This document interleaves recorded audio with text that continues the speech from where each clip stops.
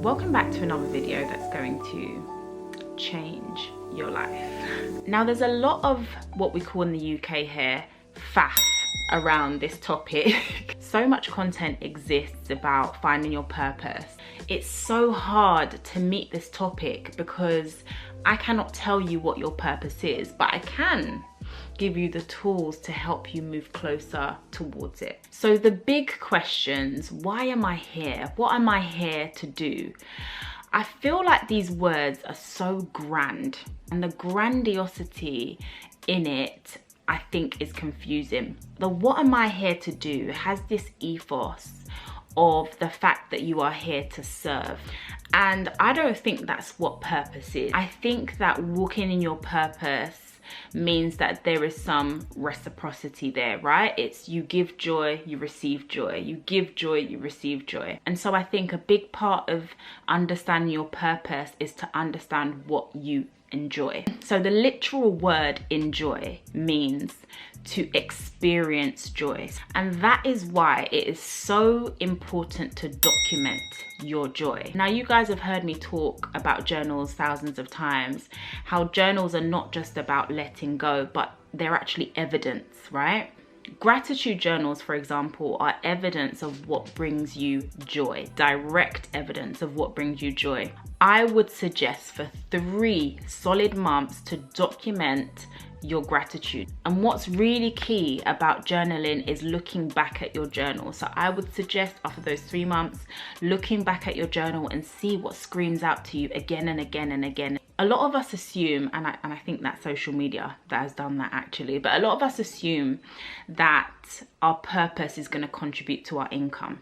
Your purpose may not be your job, and that's okay. Remove money from the equation. And I think social media has actually warped our sense of purpose in a way, because I think a lot of us assume that your purpose looks like standing on grand stages, delivering motivational speeches, or in fact discovering something that's going to change the world. That may not be your purpose. Your purpose may be in small, quiet moments. I'll get into that a little bit later. It's also important to think about the fact that your job can supplement your purpose. Me as an example, I'm a teacher. That's my 9 to 5 or my 8 to 4. I love being a teacher. It's hard work and I work hard, I get results, right? But it's not my purpose. My purpose I work on after my 9 to 5. But there's so much in teaching that complements my purpose. There's so many skills that I gain, so many courses that I take that actually reflect upon my purpose in a very positive way. So I want you to get out of your mind that your job is not where you're supposed to be because this is not where your purpose is.